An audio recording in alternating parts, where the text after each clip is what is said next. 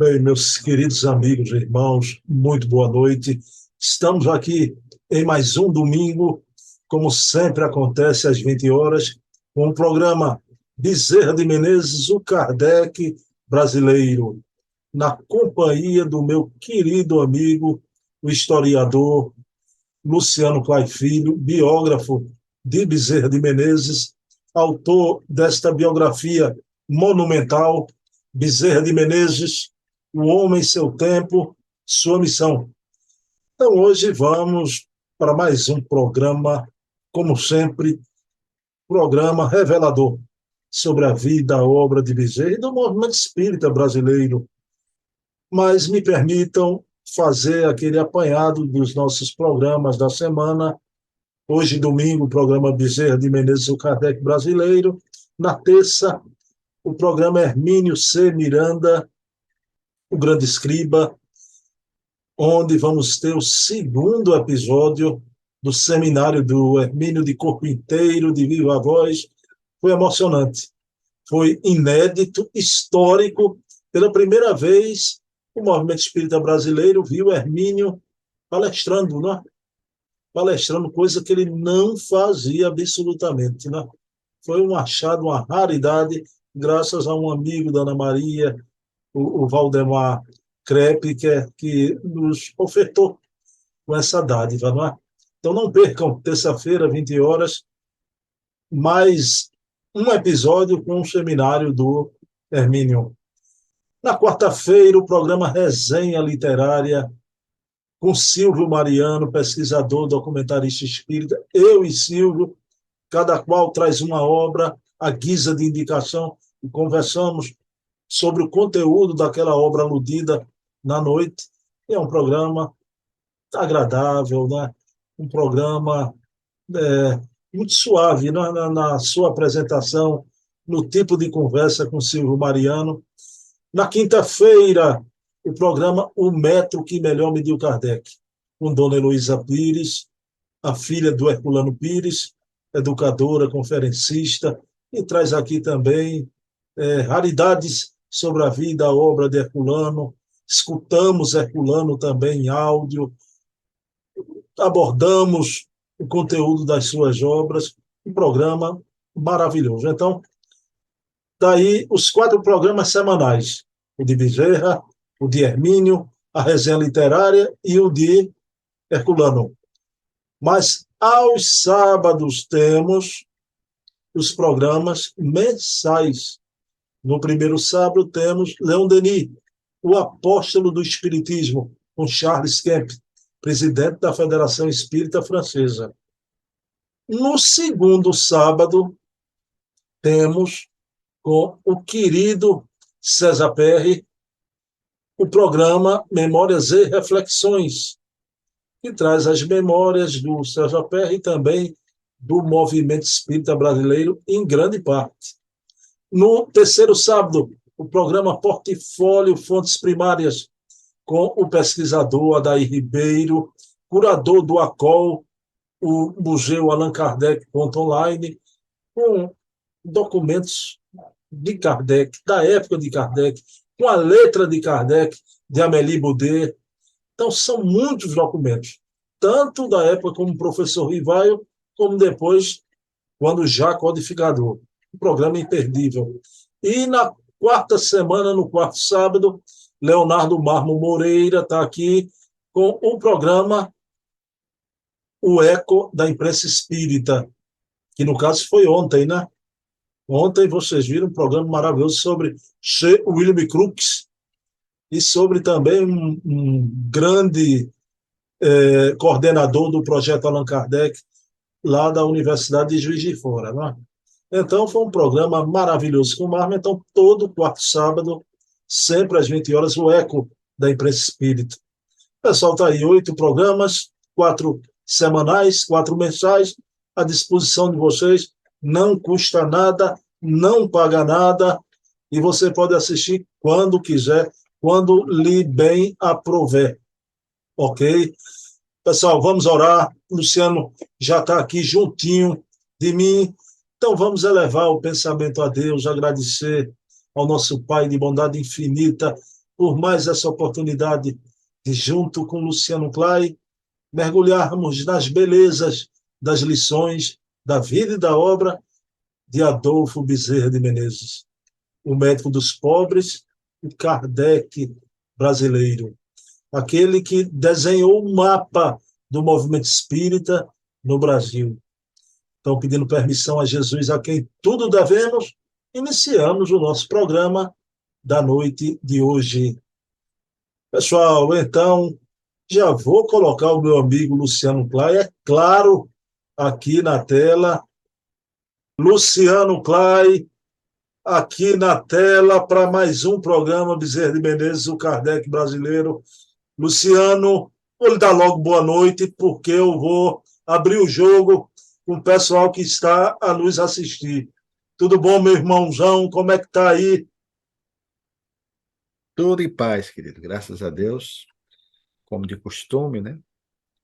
Continuando na peleja, na caminhada, e sempre com essa esperança que o Espiritismo nos concita a ter em relação a um amanhã mais feliz, mais venturoso. É evidentemente que nós sabemos, já que o livre-arbítrio é sagrado, que para alcançar esse futuro melhor, que é inexorável, é inevitável, tudo muda, depende das nossas ações, depende de cada um de nós. Bem, Luciano, vamos abrir o jogo aqui. O pessoal que está aí, o pessoal que gosta de você, o pessoal que está no chat, né? Lúcia Bezerra e a entorrege toda que está aí, não é? Pessoal, é o seguinte, não é? Sexta-feira tivemos o seminário do Divaldo, né? Que foi muito trabalhoso, vocês imaginam, né? Trabalho que dá para uma preparação como essa. Então, eu tinha proposto para o Luciano, né? E Luciano topou. Esse programa está indo ao ar agora no domingo, mas foi gravado adrede na quarta-feira, dia 21 de junho, não é?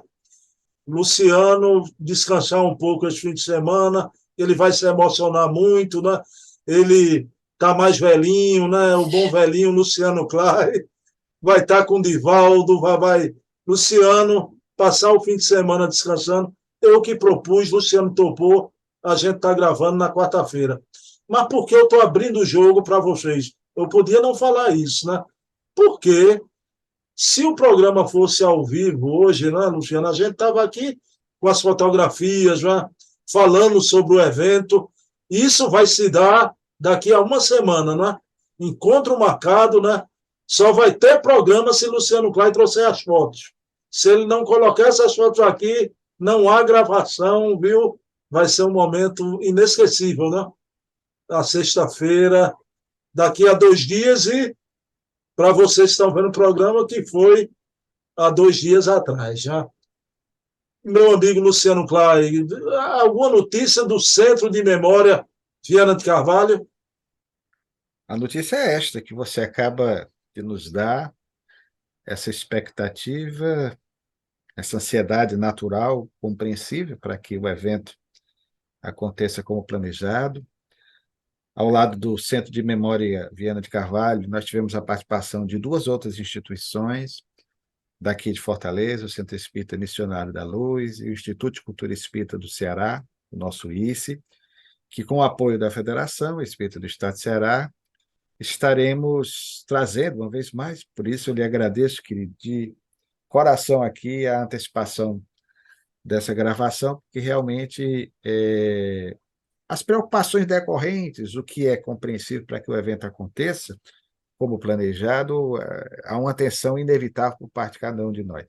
Pelo público que mobiliza, Divaldo é verdadeiramente um fenômeno, e conversávamos antes nos bastidores a respeito do que provoca o Divaldo quando se desloca pelo Brasil afora, os seus 96 aninhos. As inscrições já não tem mais, né? Antes do prazo, infelizmente, o auditório só comporta 1.000 pessoas. Então, nós estamos nessa esperança aí de ter o Divaldo conosco, nessa alegria, com a sua jovialidade, essa figura ímpar da nossa história, uma alma de um apóstolo que veio à Terra para uma missão adrede preparada, porque se esse homem não é apóstolo, meu querido, pelo que ele fez, pelo lastro, pelo que ele nos legou, e a nossa preocupação maior é com a emoção que vai nos invadir o coração, porque vai ser uma noite de celebração em face da homenagem que nós vamos prestar ao Divaldo. Certamente ele não quer, se esquiva, mas transfere todas essas homenagens ao trabalho espírita que ele vem realizando, a doutrina espírita, que é exatamente uma homenagem decorrente dos 72 anos de sua primeira visita ao Ceará. Divaldo veio, imagine, rapaz, em 1951, acompanhando o médium espiritualista italiano, o professor Pietro Baldi, em 1951. Ele fazia parte da equipe ao lado do Cláudio Tavares e de outras pessoas que o assessoravam nesse mistério, e trouxe aqui o professor Pietro Baldi. Ele era quem lia os textos do professor Pietro Baldi em italiano. Ainda não fazia propriamente aqui em Fortaleza as suas oratórias, mas foi a primeira visita dele. Então já lá se vão 72 anos da primeira visita de Divaldo. De lá para cá, quase que anualmente, à exceção desses últimos 4 anos, de 2019 para cá, ele não veio por conta da pandemia, né? Ele nunca tinha passado tanto tempo sem estar fisicamente conosco. Então, nós nos sentimos emocionados por ter novamente esse companheiro que foi grandemente responsável pelo que o Espiritismo no Ceará hoje é, particularmente os trabalhos realizados em prol da Federação Espírita do nosso estado. Então, eu me comprometo aqui de, depois da solenidade, depois dessa sessão especial com o Divaldo, trazer aí para você colocar na próxima semana, né? Aí sim, o programa, mesmo com um certo retardo, com esse delay inevitável por força das circunstâncias, algumas imagens desse encontro com o nosso Divaldo. Não, Luciano, sucesso para os outros, porque o sucesso já foi garantido, né? Então, na sexta-feira, tenho certeza que foi tudo maravilhoso, além, muito além da expectativa de vocês. Bom, Luciano Clay, podemos começar, Às né? suas ordens. Pessoal, a sintonia de mim e de Luciano está tão grande, né? Que ontem eu cortei o cabelo. Aí vocês podem perguntar, que cabelo? Ainda há um pouquinho. E o Luciano também, cortou o cabelo também, Luciano. Ah, até isso, É, para o Divaldo, né? Então tem que estar mais apresentável. meu amigo Luciano, vamos lá. Luciano, semana passada a gente viu a publicação, o estudo do Bezerra sobre a hidroterapia, a publicação da obra O Método Infalível, a cura pela água fria, e você deixou bem claro, não é, que o Bezerra pediu ao sobrinho, Teófilo Rufino Bezerra de Menezes, para traduzir, e ele podia ter traduzido, né? A editora até quis dar um golpe de sabedoria, né? Tirou o TR para deixar o Bezerra de Menezes. Mas, Luciano, na esteira dessa propaganda, né, da obra O Médico Infalível, né, foi publicado também uma obra, Receitas Caseiras de Dona Ana Gomes. Né? Pessoal, essa obra é de importância grande. O Bezerra vai promover essa obra. Luciano, havia uma inquietação, porque essa obra, Receitas Caseiras de Dona Ana Gomes, né, trazia uma proposta popular do tratamento das crianças pelas próprias mães. Mas acontece, né, que a erudição, o conhecimento demonstrado por Dona Ana Gomes, né, então acabou com qualquer, né, expectativa negativa, não é? Eu queria que você falasse que importância tem essa brochurazinha Receitas Caseiras de Dona Ana Gomes para o Bezerra querer promovê-la. Foi uma surpresa quando nós nos deparamos com este livrinho dentro do outro livro. A autora, aliás, é Ana Silva. E, na ocasião, Bruno, nós ficamos um tanto surpresos, porque quando adquirimos um exemplar dessa raridade, referindo ao livro já comentado no nosso encontro passado, A Cura pela Água Fria, de Richard Claret, e que o Teófilo Rufino Bezerra de Menezes, a pedido do tio, houvera vertido à nossa língua, pelo fato do Dr. Bezerra ser um adepto da hidroterapia, terapia muito comum no século XIX, século XVIII e até o início do século XX. Então, nós nos deparamos surpresos que também havia na metade do livro uma edição que, usando uma expressão de época muito comum nas editoras de então, particularmente uma editora popular, como a editora que lançou a obra, o Opúsculo, que foi a editora Quaresma, que lançou vários livros que tinham uma penetração imensa na sociedade brasileira da época, se chamava Pegar Carona, né? Ou seja, o livro da Ana Silva, essa misteriosa personagem, esse nome apenas assim identificado, pegou Luciano, carona. mas me diga uma coisa, é Ana Silva ou Ana da Silva? Ana da Silva, essa personagem misteriosa que, usando uma expressão de época, por conta da editora Quaresma, era muito comum naqueles idos, sobretudo no 800, início do século XX, algumas obras menores, elas pegarem carona na obra que era editada, assim explicando. O doutor Bezerra incumbiu o sobrinho, Teófilo Rufino, sobre quem já falamos no encontro passado, de verter à língua portuguesa a obra do Richard Claret, A Cura pela Água Fria, da qual esse processo terapêutico do Dr. Bezerra de Menezes era simpático, e o fato é que a obra a ser traduzida era essa. Mas como sobraram algumas páginas consideráveis, uma edição econômica, portanto, repito, isso era muito comum no 800, o Dr. Bezerra de Menezes resolveu lançar essa obra impressionante. Para o pesquisador que buscava um exemplar dessa obra, foi uma surpresa, porque nós acabamos descobrindo essa outra obra que as biografias do Dr. Bezerra de Menezes não registraram. Porque, faça-se justiça, quem registrou essa história do livro, e foi por aí que nós resolvemos encetar uma pesquisa mais acurada, relativa à cura pela água fria, foi o Barão de Sturdet, no tomo 1 do seu dicionário biobibliográfico, sobre quem já falamos, sou um dos biógrafos do Dr. Bezerra de Menezes, e na sua obra Dicionário Biobibliográfico Cearense, ele faz, na biografia do Teófilo Rufino Bezerra de Menezes, sobrinho do Dr. Bezerra de Menezes, nascido em 1856 e desencarnado em 1917, nascido aqui no Ceará e desencarnado no Rio de Janeiro, onde passou a residir, inclusive foi uma espécie de braço direito, filho do coração também, do Dr. Bezerra de Menezes, era filho do irmão de Bezerra, José Joaquim Bezerra de Menezes. Então, o Teófilo, portanto, na sua biografia, fazia, o Barão de Sturdet, registro dessa obra, sobre a qual nos detivemos no encontro passado. Mas não falava absolutamente nada dessa obra, dessa personagem estranha chamada Ana da Silva. Foi então que nós descobrimos a obra, repetindo, pegando carona nessa outra, e que nos permitiu compreender um pouco mais a respeito do ímpeto do Dr. Bezerra de Menezes em ajudar a sociedade brasileira, notadamente o seu olhar diferente à mulher brasileira tão marginalizada, tão esquecida na sociedade oitocentista.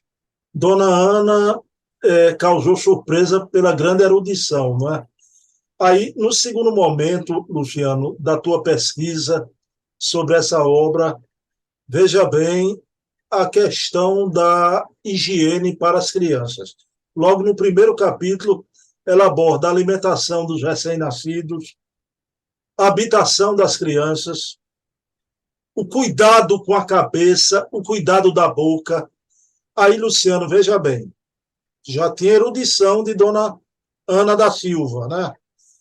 Aí vem a questão novamente da água, do banho do mar, convergindo para quê, Luciano? Para a hidroterapia. Aí eu fiquei impressionado, Luciano. a importância do banho do mar para problemas de reumatismo congênito, rins, bexiga. Luciano, o Bezerra quis promover essa obra, mas além da grande erudição, converge para a hidroterapia, que ele estava tão enfronhado estudando tanto, né, Luciano?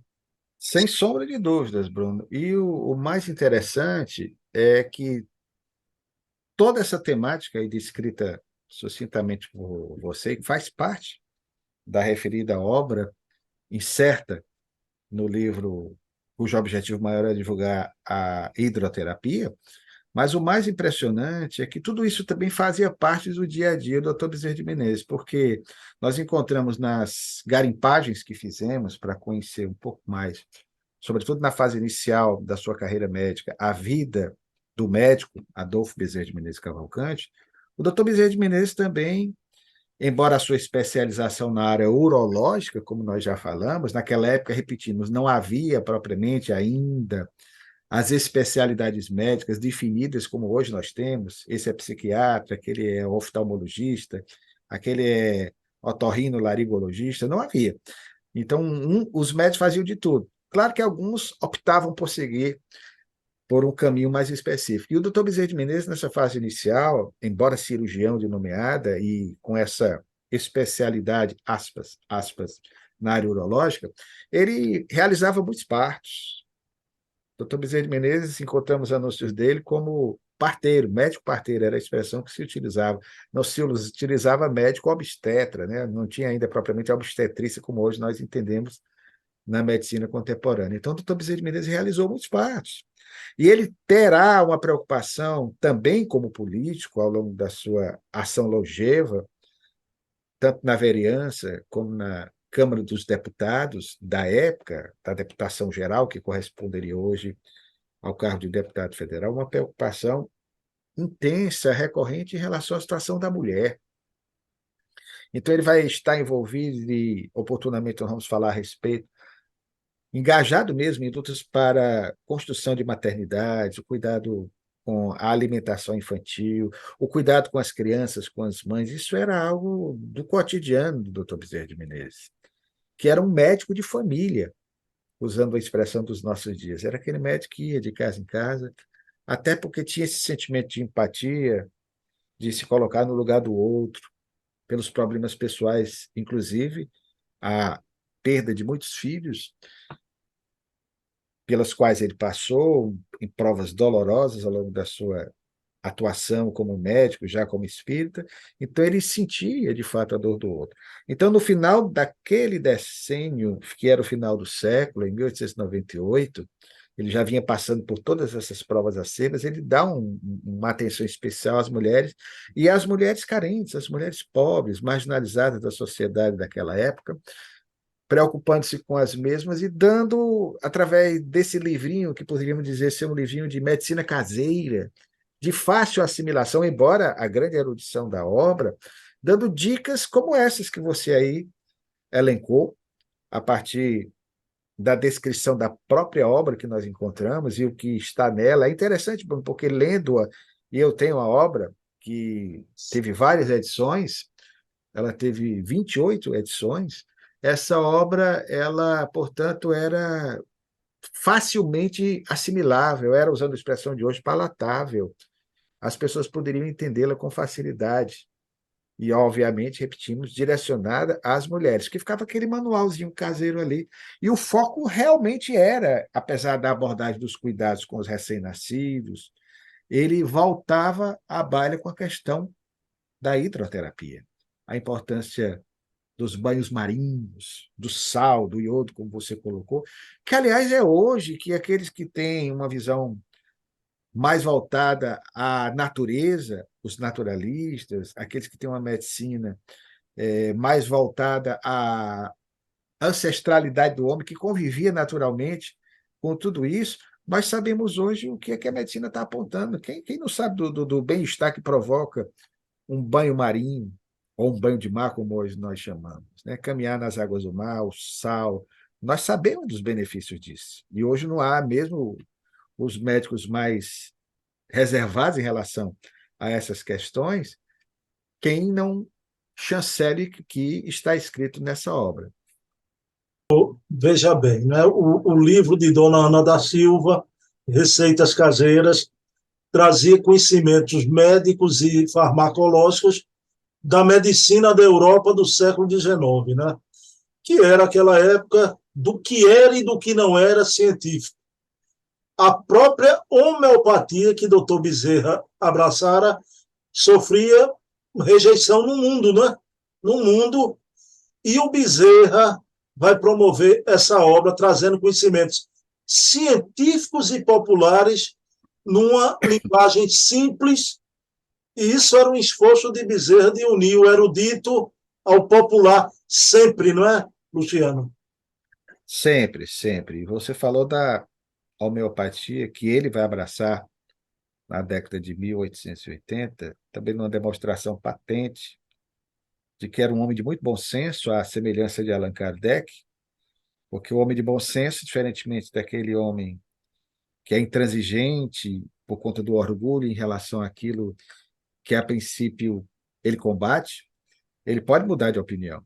Lembremos que Kardec, diante da manifestação epidêmica no mundo todo das mesas girantes, diante da primeira revelação que lhe foi apresentada, quando disseram que as mesas voavam, dançavam, saltitavam, e ainda entabulavam conversações com os perquiridores, com os presentes naquelas sessões extraordinárias nos anos 1850, na fase pré-espirítica na Europa e até no Brasil, ele meneia a cabeça e diz que não acredita naquele fenômeno produzido por uma mesa que é oriunda de uma árvore debelada, de matéria vegetal morta, mas não acreditava até que o contrário lhe fosse provado.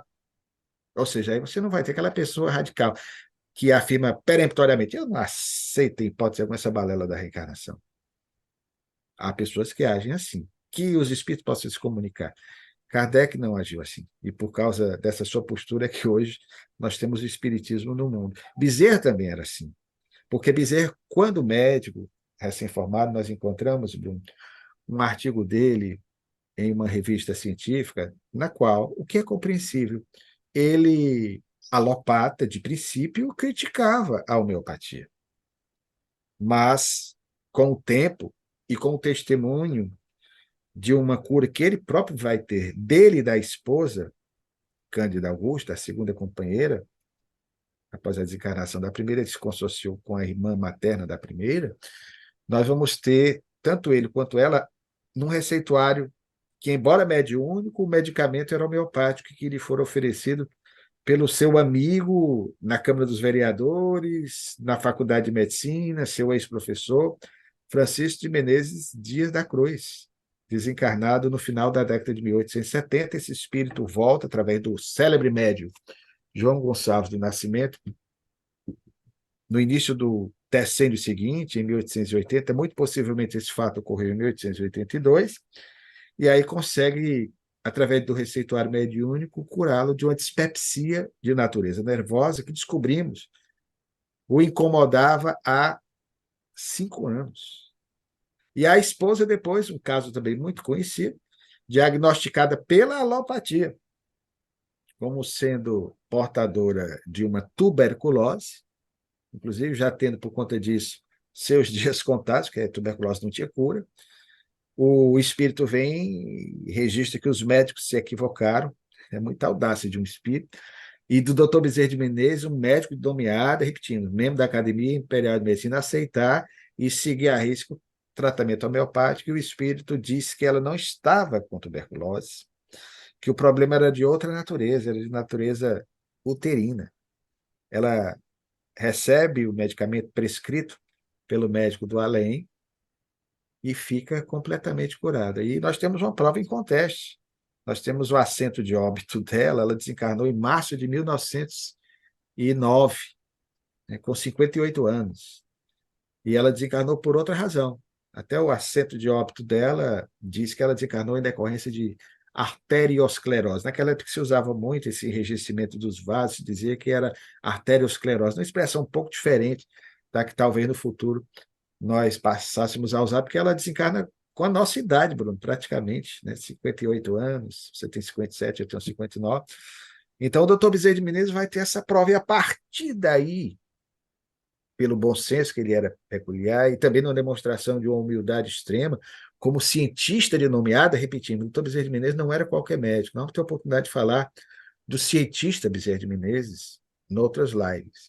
E esse homem, admirado pela sociedade fluminense, pelo meio acadêmico da época, pelo meio científico, ele adere, mesmo diante dos preconceitos, das invectivas, das acusações, das críticas que muitos colegas faziam em relação à doutrina de Samuel Hahnemann, que chegou no Brasil, inclusive, numa ação descrita pelo espírito de Humberto de Campos, pela via mediúnica de Chico Xavier, na obra Brasil, Coração do Mundo, Pátria do Evangelho.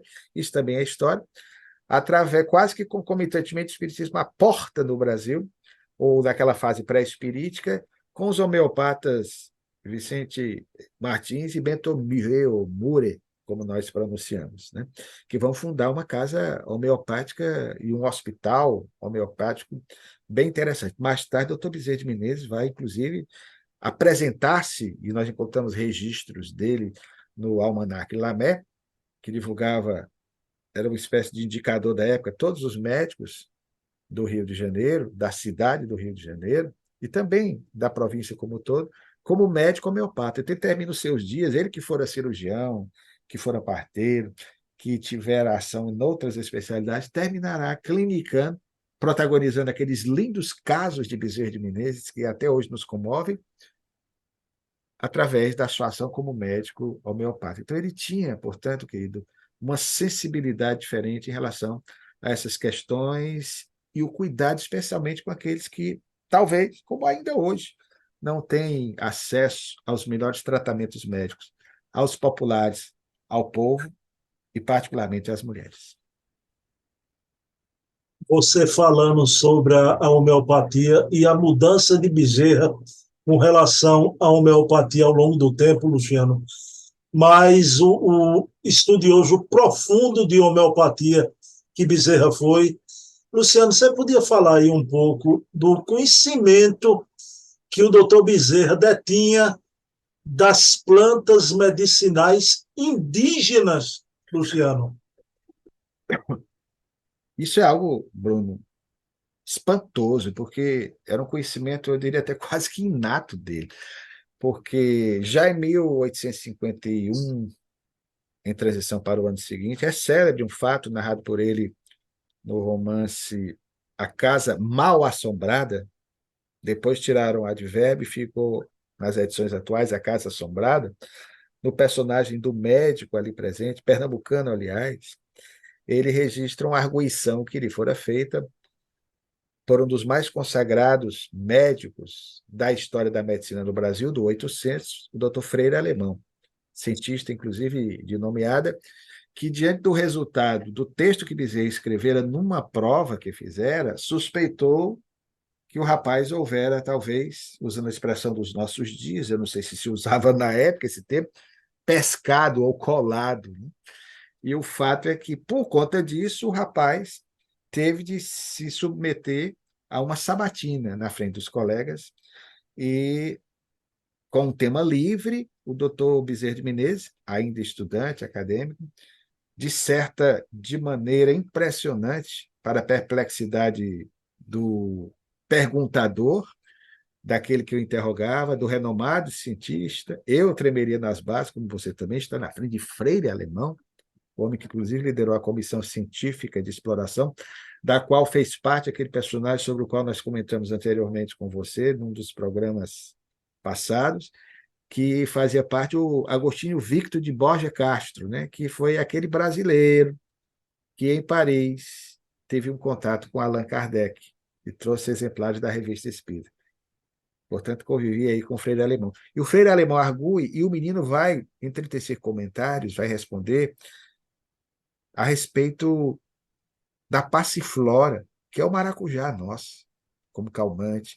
Então, olhando algumas dissertações, alguns textos do Dr. Bezerra de Menezes escritos, sobretudo depois também numa sociedade da qual ele fez parte, que não é registrada em nenhuma biografia, nós descobrimos a sociedade de aclimação ou aclimatação, em que se trabalhava exatamente a possibilidade ela é uma sociedade dos anos 1860.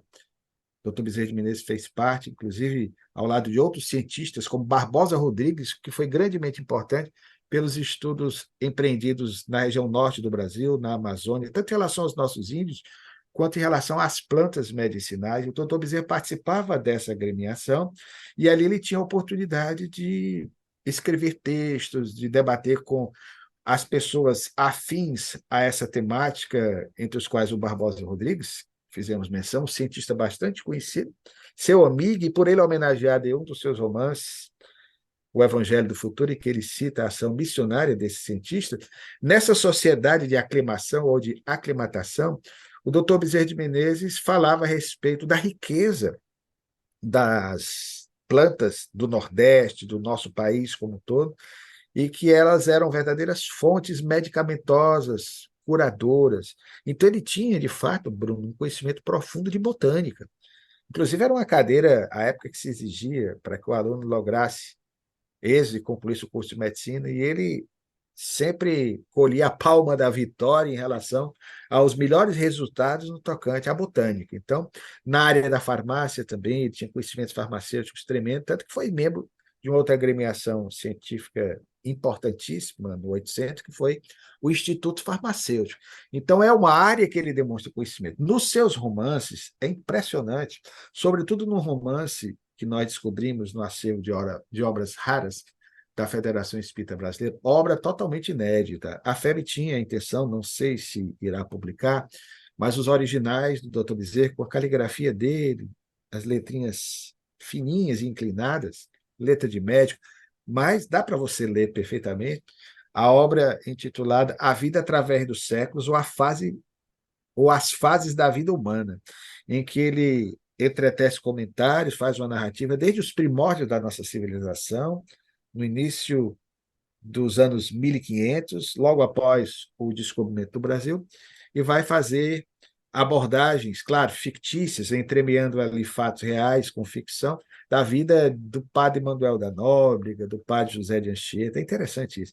Personagens que, nesse romance, vão voltar no século XIX, desencarnados, atuando como espíritos amigos do jovem médico que vai ter o nome de André Cavalcante, ou seja, ele próprio, doutor Bezerra de Menezes. E ali ele vai descrever, quando falava dessa fase inicial missionária, especialmente de Manuel da Nóbrega e de José de Anchieta, que esses dois médicos, na imaginação dele, detinham conhecimento, e aí o doutor Bezerra descreve, de plantas medicinais a partir da convivência dos mesmos com os nossos nativos, com os nossos índios. E lembremos também, Bruno, nós já falamos a respeito disso para você, aqui no sertão cearense, o avô do doutor Bezerra de Menezes, Antônio Bezerra de Souza e Menezes, nós até intitulamos no tópico sobre o qual nos detemos nesse assunto especificamente, um homem simples, um homem do interior, embora um homem de projeção em cargos militares e da sua participação na Confederação do Equador, mas ele era considerado pela população do Riacho do Sangue, muito antes do futuro médico dos pobres despontar no Rio de Janeiro, como médico dos pobres, sem ser médico. Porque na medicina popular da época, nas dificuldades que as pessoas no sertão passavam, sem a presença de médicos formados, ele era um homem que tinha esses conhecimentos inatos, como Joaquim José da Silva Xavier, o nosso Tiradentes.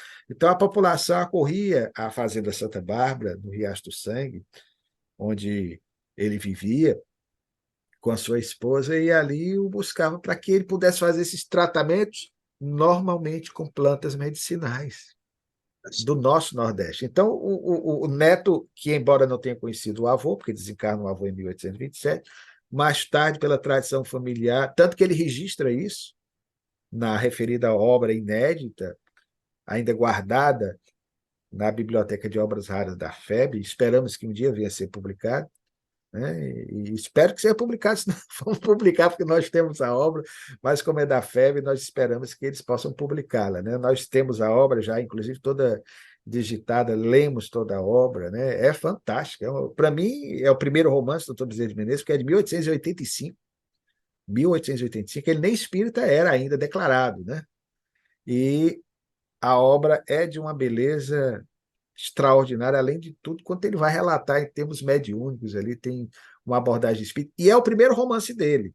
De fato, é o primeiro romance, porque é de 1885. Ele vai escrevê-lo e começa a divulgar, iria divulgar no Reformador, mas nós não sabemos a razão dessa obra não ter vindo a lume. Então, ali, Bruno, você percebe, perdão aí pela resposta mais prolongada, mas fica aqui o registro desse documento, né, através da nossa palavra, de que, de fato, o doutor Bezerra de Menezes era um profundo conhecedor dessa nossa medicina natural, daquilo que os nossos ancestrais mais recuados no tempo, os nossos nativos, os nossos índios, eram capazes de produzir através das plantas que conheciam, como ainda hoje conhecem muito bem. Não é à toa que aqui no nosso Nordeste é chazinho de capim-santo, é chazinho dessa ou daquela planta, que nos acalma, né, diante da dificuldade. Abençoadas sejam as nossas mães, as nossas avós, as nordestinas em particular, que cresceram aí também com esse conhecimento que eu poderia até dizer inato, né, em relação ao povo do nosso Nordeste. Você me lembrou da minha mamãe, Luciano Klein, né? Capim Santo, erva cidreira, né? E por aí vai. Meu amigo, veja bem, você disse que a resposta foi um pouco longa, mas foi reveladora aí num ponto que eu vou te perguntar daqui a pouco. O Bezerra imaginava os personagens que era ele mesmo, não é? Ele mesmo. Luciano, o Bezerra tinha um cuidado com a mulher brasileira, não é? Um cuidado imenso numa época, Luciano Klein, que médica mulher não havia no Brasil. Para ser médica, o diploma tinha que ser conquistado no exterior. As faculdades de medicina não permitiam os cursos de medicina as mulheres estudarem, né?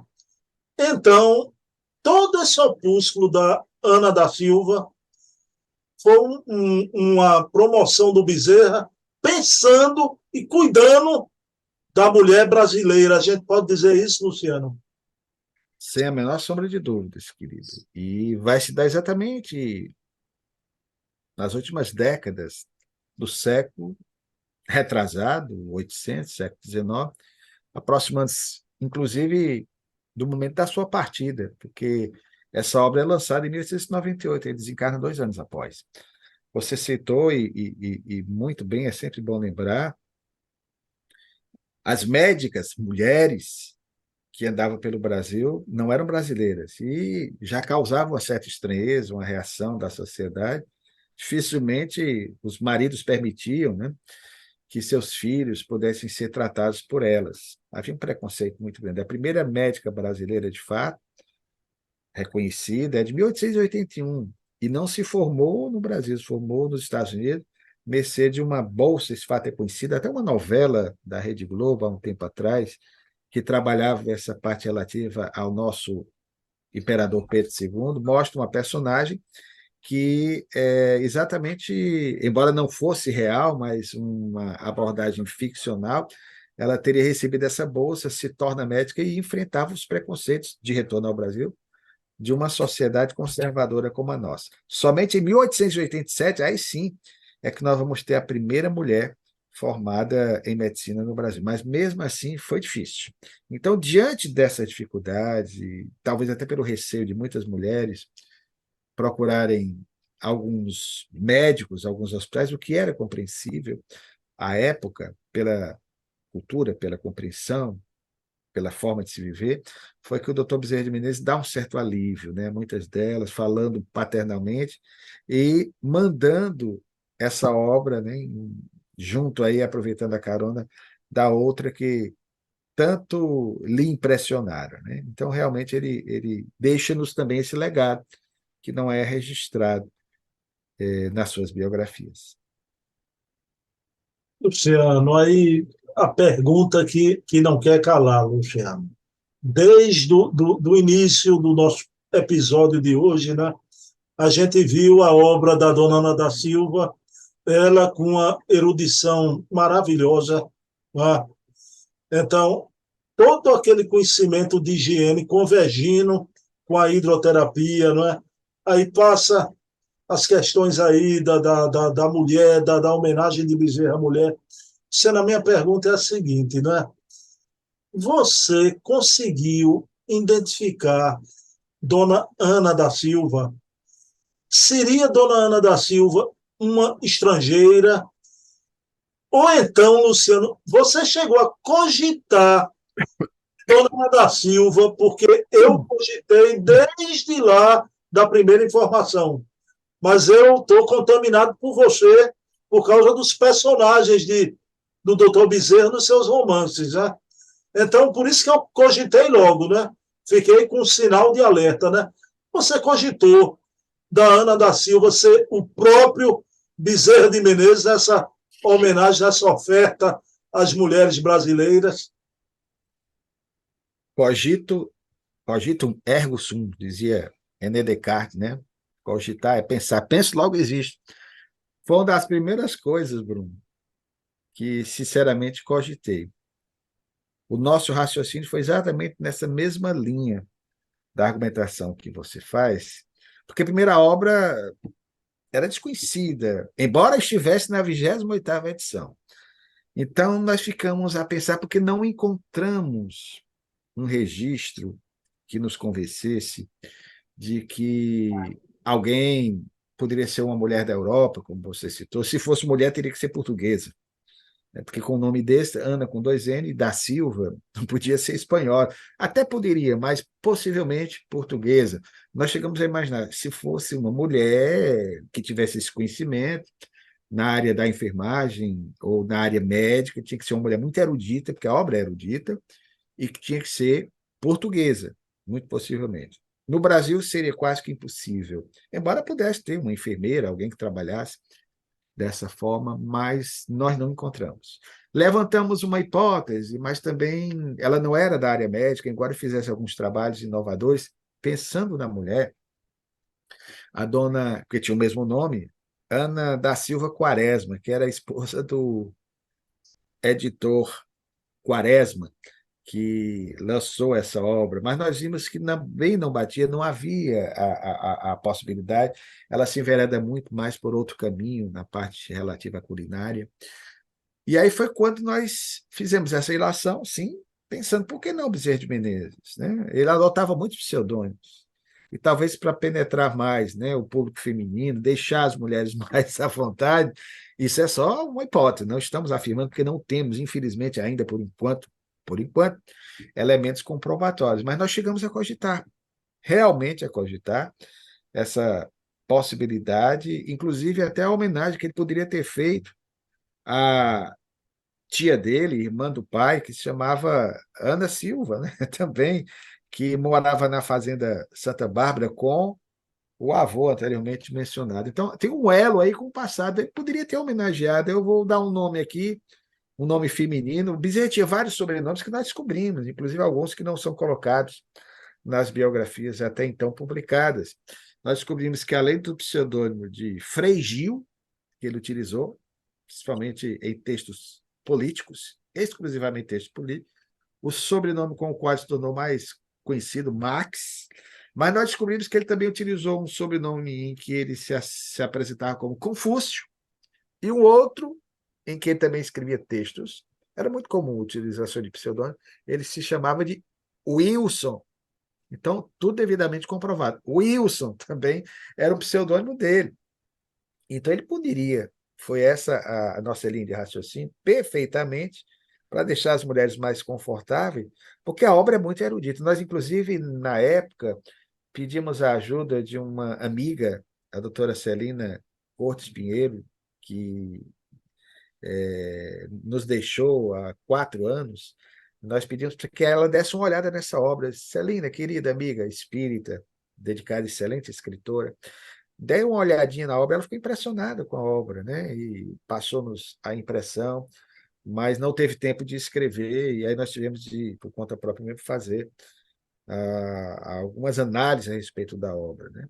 Então, essa hipótese ela permanece, Bruno. Não posso peremptoriamente afirmar, mas ainda suspeito. Até fiquei pensando, bom, a obra, segundo o periódico da época que fez a propaganda, ela estava na sua 28ª edição. Aí fiquei pensando, será que não seria o Dr. Bezerra de Menezes naquele período? Mas poderia ser perfeitamente, porque se você recua de 1898, 30 anos antes, aí você vai pegar nas décadas de 1850 e 1860, que ele estava também com a cabeça a mil, pensando nessas questões.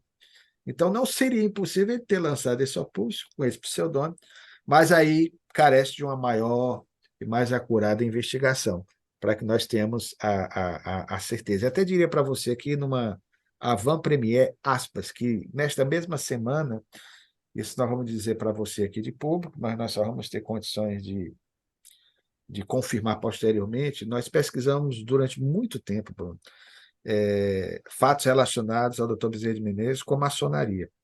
E muita gente perguntava, doutor Bezerra foi maçom? No livro nós não chegamos, no livro Bezerra de Menezes, O Homem Sem Tempo de Sua Missão, e por isso não aprofundamos a ter uma informação a respeito. Sabíamos que ele era simpático à maçonaria, porque chegou a dizer em um de seus textos, dos estudos filosóficos, que a maçonaria no século XIX foi a grande mola propulsora do espiritismo, porque depois da questão religiosa, de 1872, muitos espíritas se tornaram maçons e muitos maçons se tornaram espiritistas. E o doutor Bezerra tinha essa identidade. E, qual não foi a nossa surpresa, nessa semana, aliás, por conta do evento de Valde, encontramos um querido amigo, jornalista cearense, Zelito Magalhães, com 84 aninhos, e numa conversa espontânea ele disse, Luciano, você não colocou no seu livro nada sobre o doutor Bezerra de Menezes como maçom.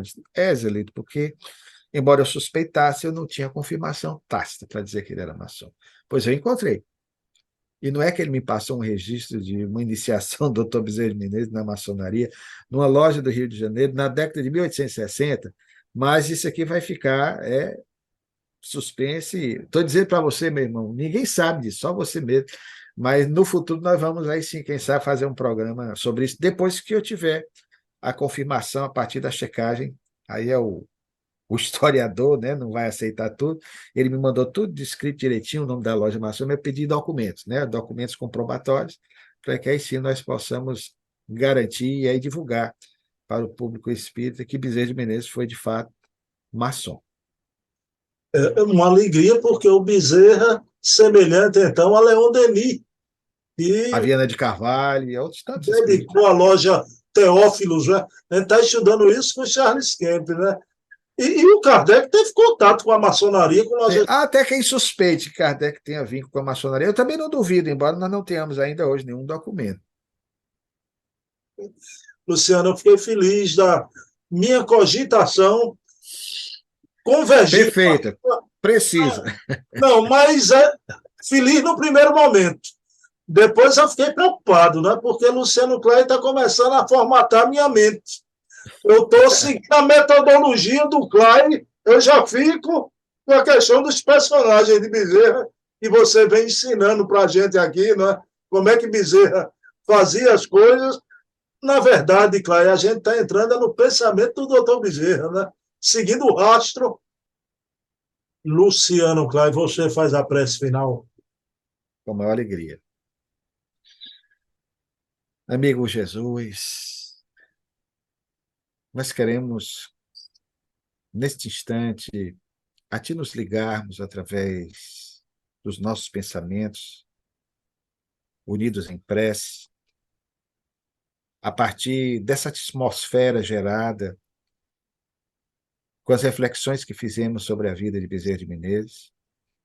Nós queremos, bondoso amigo, primeiramente te agradecer pela oportunidade deste encontro fraterno, em podermos, conversando com o nosso irmão Bruno e, ao mesmo tempo, penetrar na residência de tantas pessoas que, através desses recursos da tecnologia, dos nossos dias, passam a ter a oportunidade de conhecer um pouco mais da vida do teu dileto discípulo Bezerra de Menezes.